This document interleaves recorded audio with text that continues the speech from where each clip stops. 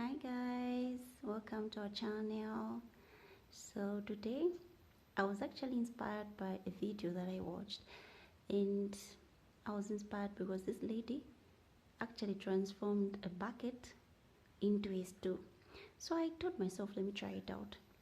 So I got myself two buckets, and then buckets like this one, and then I transformed them into these two stews. Yeah, one of these days I'm going to make a video of just how I actually did this, so that you all can see how I managed to transform the bucket into these two stews. As you can see, inside my house almost everything is handmade. I decided to go for this because I was actually inspired on YouTube to start making decor and all these other things for my house. So one of these days I'm going to make a video of just how I actually do this on my own.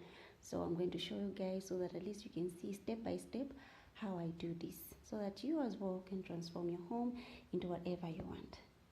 It feels good when you do it yourself. Thank you.